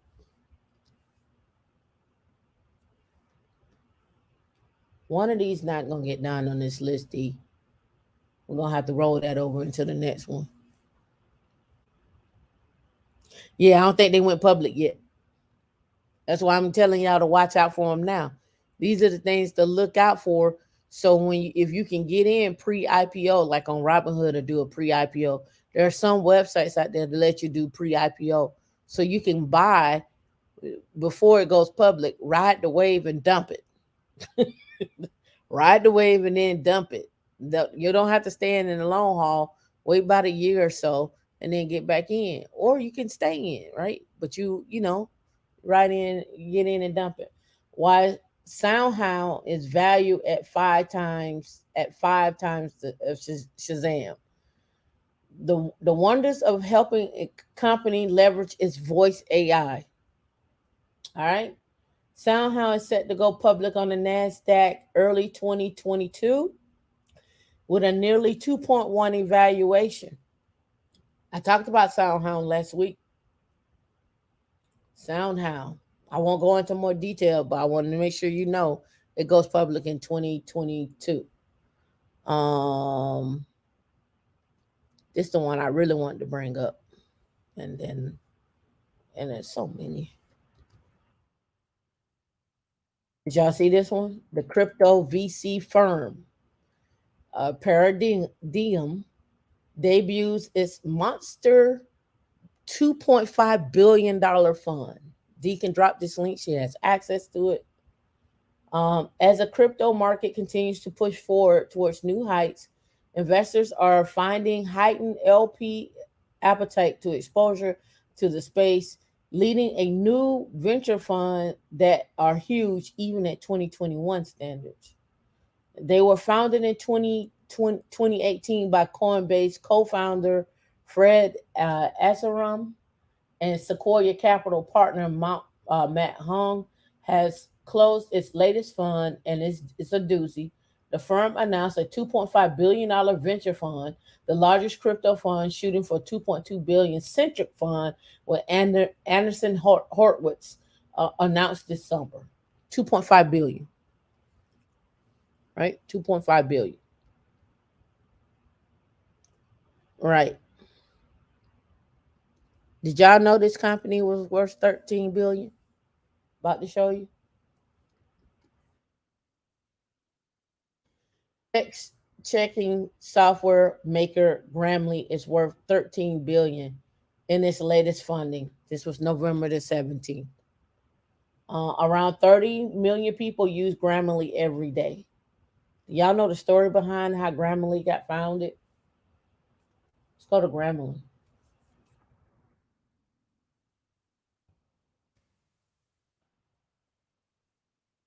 And let's look and see if we can find jobs here.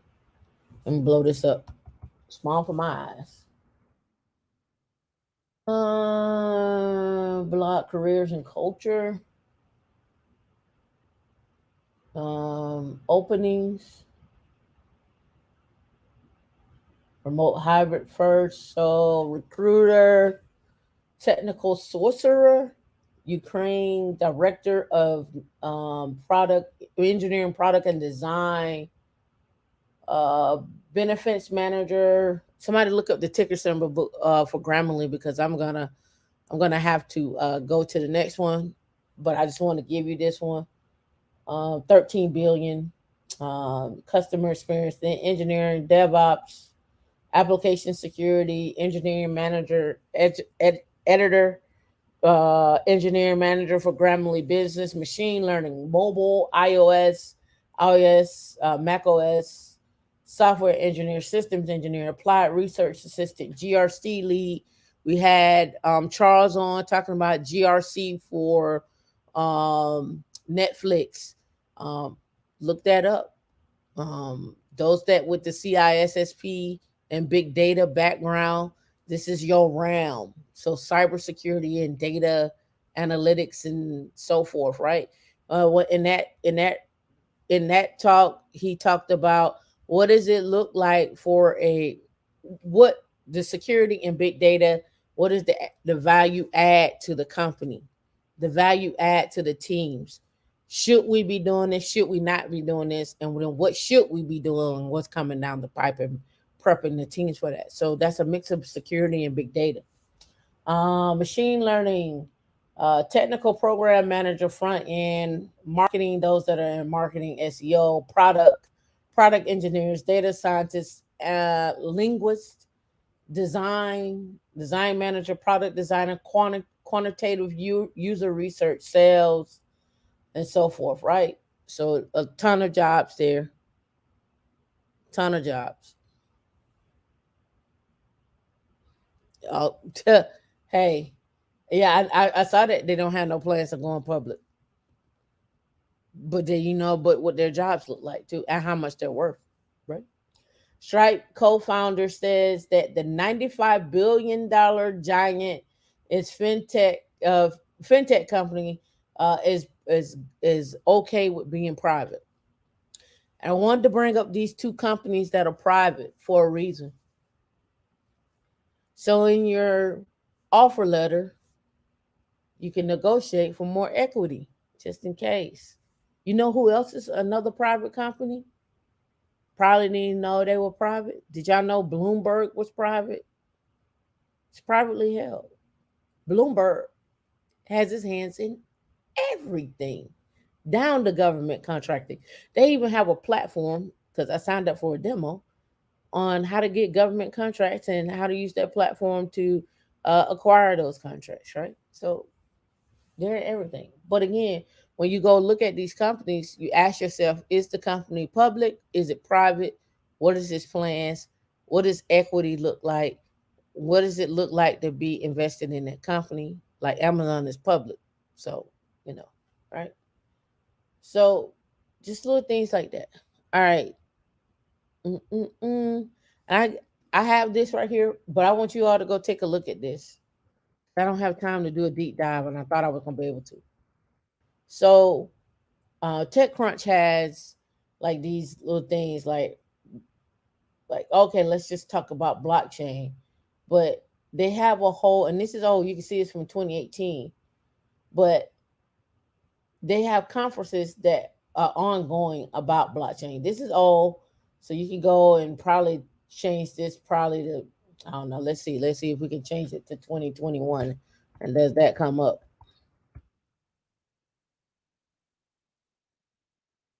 No, maybe, yeah. So you're probably gonna have to go find 2021. But they have these little sessions on blockchain. They have little sessions on, and you could probably just hit up TechCrunch and go to events anyway.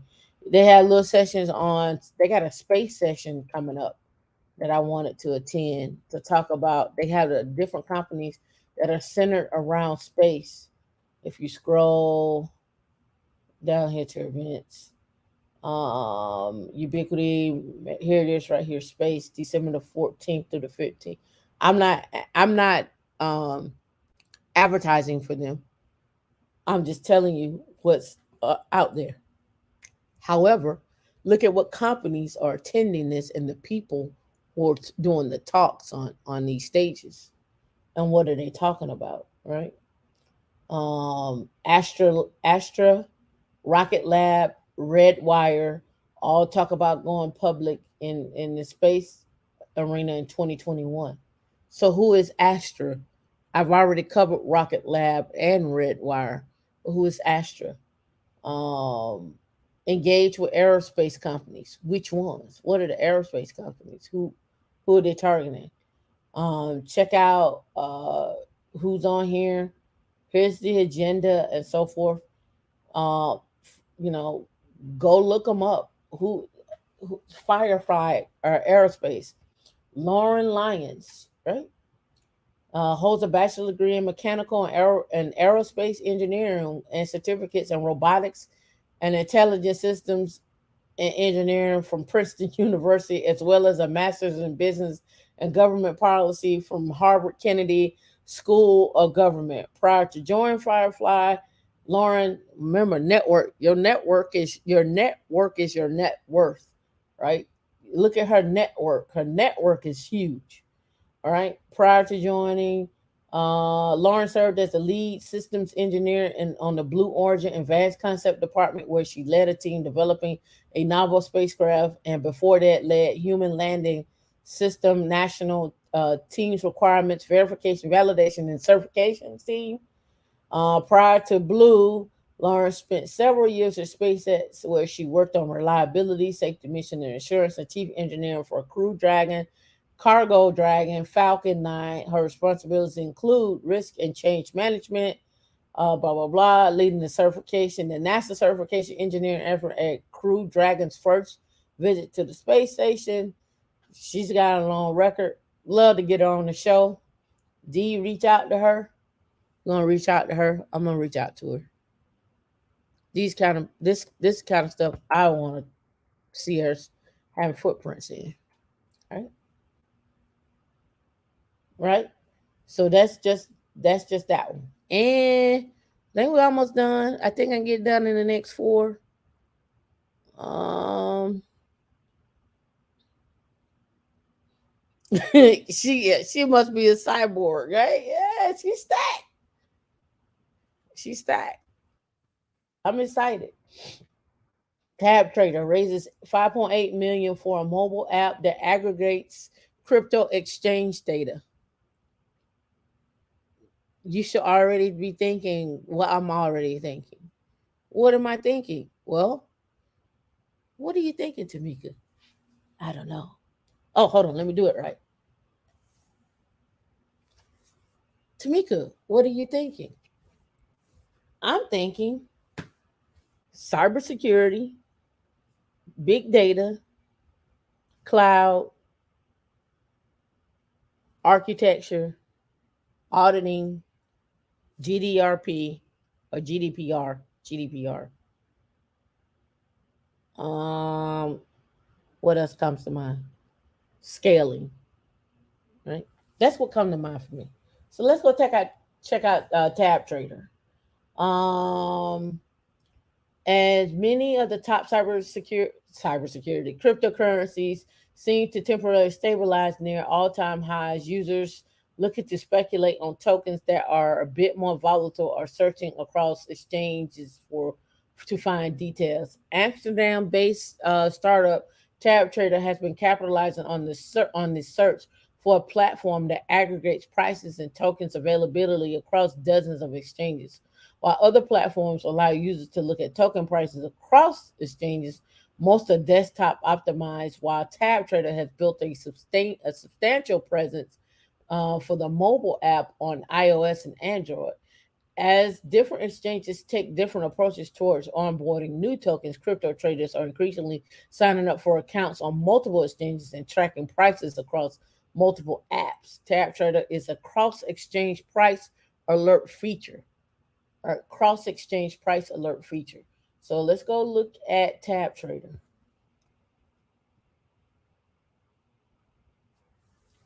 All right. And now let's go look at their jobs. And here are the exchanges that they have.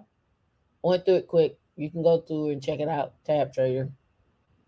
All right. Techno support Amsterdam use add an account with a QR code blog listing. Let's see. Let's look up Tab Trader jobs.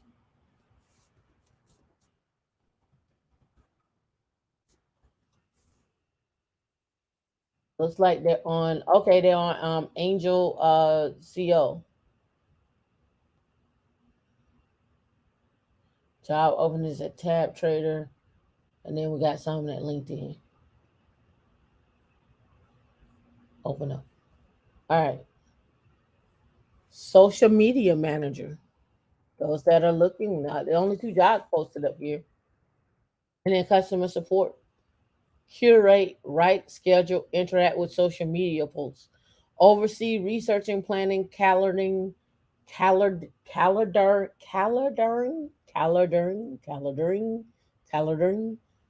creative development, publish and moderation and reporting. That's in Amsterdam. Let me see. Do they have anything on here? Nothing popped up there. What's over here on Tab Trader? Let's look see if they have anything listed on the jobs. They got one a Kotlin, St. Petersburg, Russia. Kotlin developer, back end developer. So you know they're using Kotlin. They're probably using something in the cloud, doing something with smart contracts, doing something with machine learning and AI. I think I'm gonna have to go look them up, do a little bit more on them. And let me look. I think we got it all, people. I think I went through everything I knew we were gonna go over because we had a long intro. Oh, last but not least, I say the best for last. Yee. All right, Trump, his SPAC, to list financer to list hydrogen firm at $805 million. Again, we already saw this. I think Erica Williams posted about this. His SPAC is worth 10 billion right now. But he is in a deal with Gillian Tan and Ben St. Patrick out of Orlando.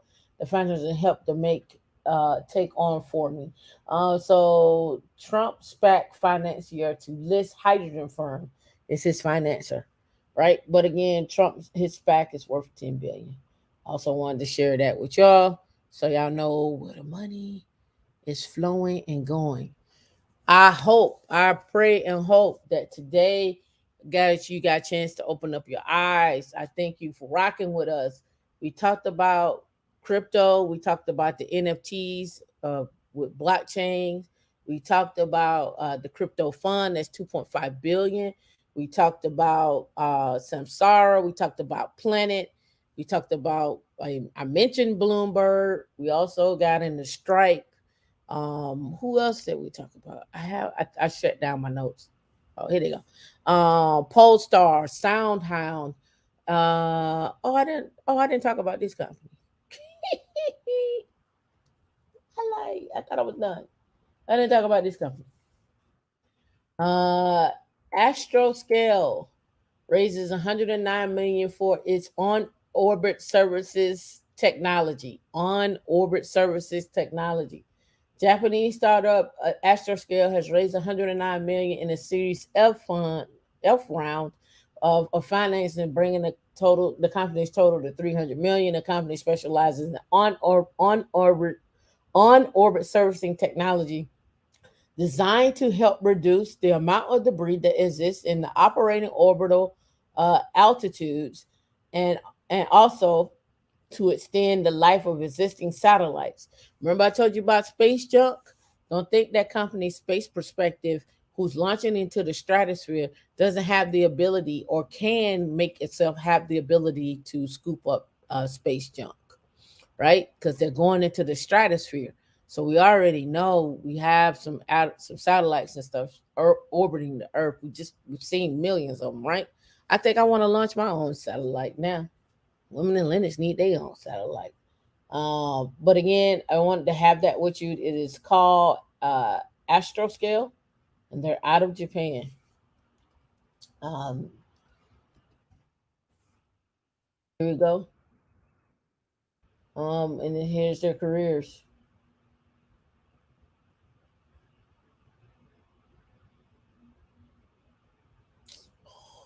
I don't want to do that. Oh, it's in Japanese, but that's fine. Um, I don't want to get my kanji and katakana on. General Affairs Deputy Manager, Computer Vision, um, Command and Data Handling, Facilities Engineer. Because then if I start speaking in Japanese and stuff like that, then y'all will be like, you should do a Japanese class. And I haven't spoken in Japanese in forever. Flight Software Engineer, but I can read it though. Business Planning and Accounting Deputy Manager. Right. So it looks like they're just like kind of getting started here from what I'm seeing. They're just, I don't want to accept no cookies or anything. PMO, Project Management Office Assistant. And these are all look like out of Tokyo. From what I'm seeing, they look like they're out of Tokyo. So not bad. Head of Astroscale Japan IT. I don't know what that means for ground systems engineer. You see that ground systems comes back up again, right? Ground systems. Right. So, you know, you get a feel for that. So we talked about Astroscale just now, Tab Trader. We talked about the crypto fund, blockchain, Grammarly, and Strike. Right. Those are the companies we talked about. Um, we talked about Manscaped as well too. So we talked about aristocrats and dividends. What's the difference? Somebody tell me in a comment. What is an aristocrat and what is a king? What is an aristocrat and what is a king? Somebody tell me. That was not written in TikTok. That was written in probably Katakana versus Kanji. So if you go Kanji versus Katakana for Japanese here, what's the difference between the characters and so forth? The difference between Kanji, Hiragana, and Katakana. I forgot about Hiragana, right? Um, and the only reason why I know because I took Japanese in college, and I still have my Japanese book that up. that I rarely crack open that I need to. And the reason why I took Japanese because I found I wanted to go live in Japan. That was my goal, was to go live in Japan for a few years. Haven't done that yet. I might do it one day. I don't know. We'll see. Maybe I just go visit. I don't know. But anyway, I think we covered everything. I think we covered everything. Shit. We got 20 minutes and we'll be back. I'll read through the comments as much as I can. I thank y'all for sticking around. Again, I still didn't. No one never. No one ever said what the difference between a dividend. I mean, an aristocrat and a king was, and I went over that continuously between the aristocrat and the king. And let me see if you're paying attention. Uh, $20 giveaway. Give me the difference between an aristocrat, and a king. You should know that by now. You got 10 seconds. 1, 2, 3, 4, 5, 6, 7, 8, 9, 10. What? You're not paying attention? Oh, got it in.